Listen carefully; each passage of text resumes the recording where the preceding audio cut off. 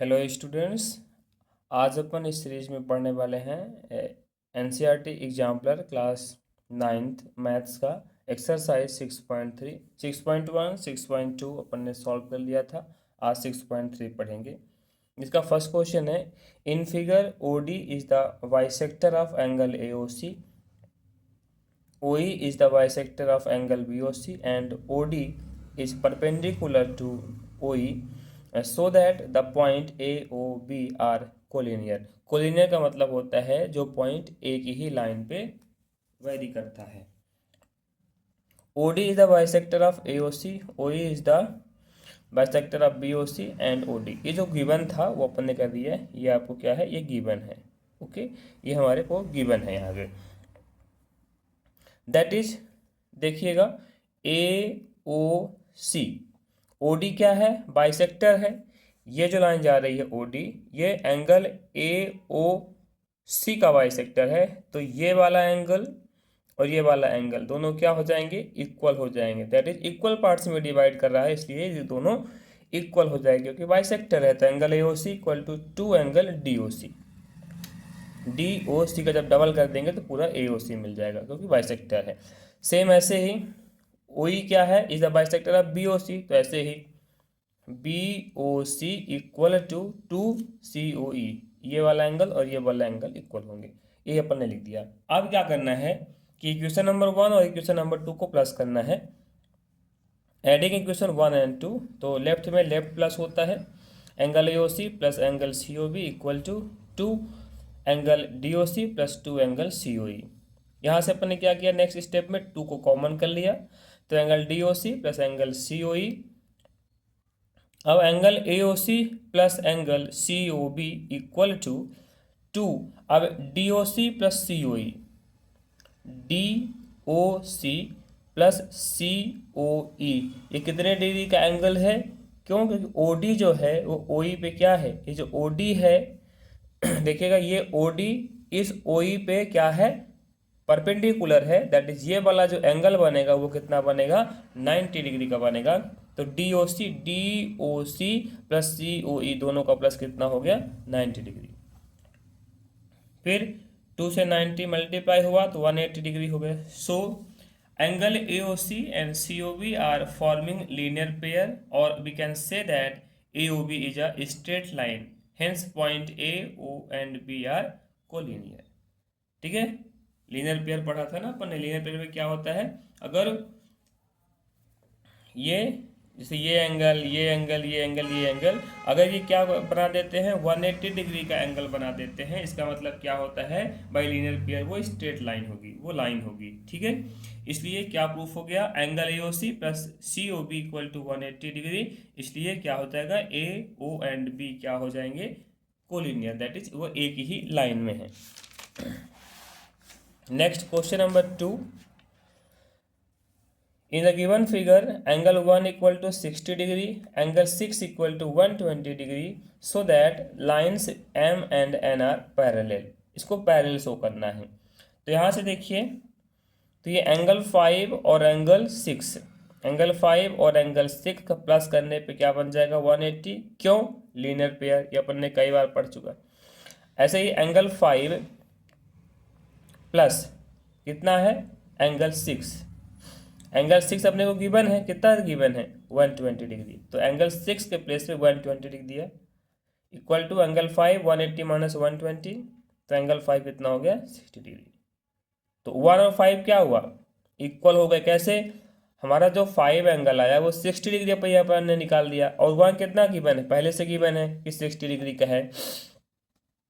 तो 6 और 5 क्या हुए, each 60 degree, since these are corresponding angles.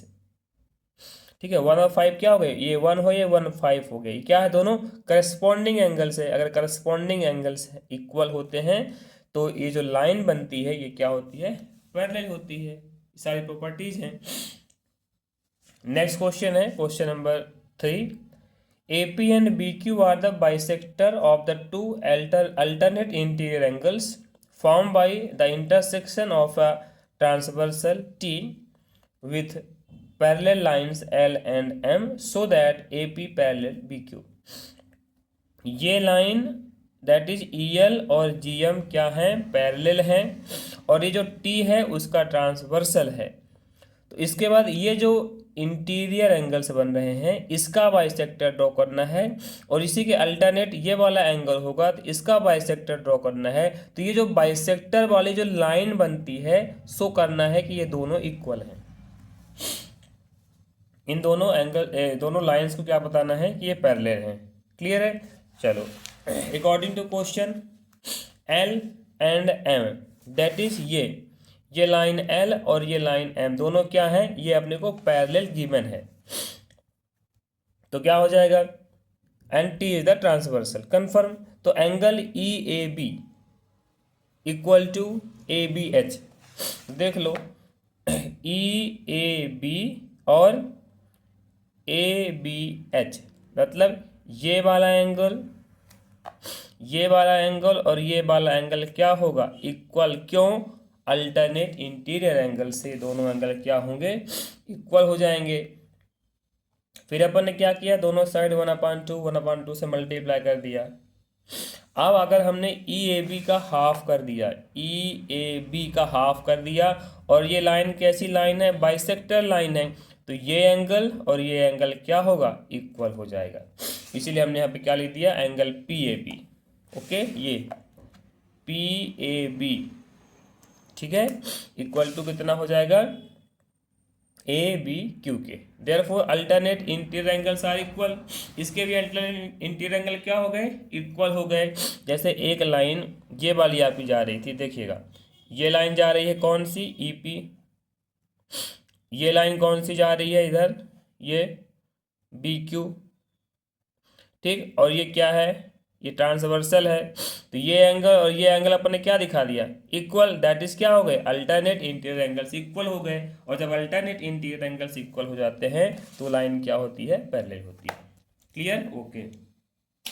अब question number 4, if in figure bisectors AP and BQ of the alternate interior angles are parallel then show that L parallel to M। इसके पहले अपन ने क्या prove किया था कि जो bisector है वो पैरेलल होता है। अब इसमें दे दिया है कि बाइसेक्टर पैरेलल है, गिवन AP एंड BQ। ये जहाँ पे सेम आपका जो फिगर है फिगर वही रहेगा। AP और BQ क्या दे दिया है कि पैरेलल है।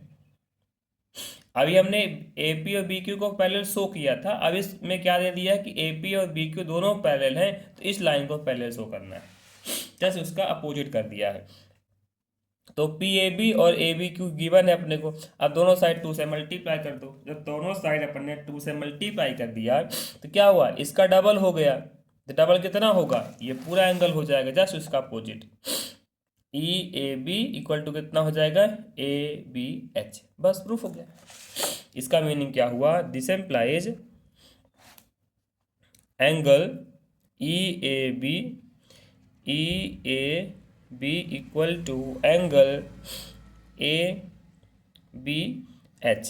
ठीक है, since alternate interior angles are equal then lines are parallel. Clear है। चलिए इनको आप सॉल्व करिए, इसके बाद मैं इसके जो बचे हुए क्वेश्चंस है उसको नेक्स्ट वीडियो में आपको सॉल्व करके बताऊंगा। Thank you.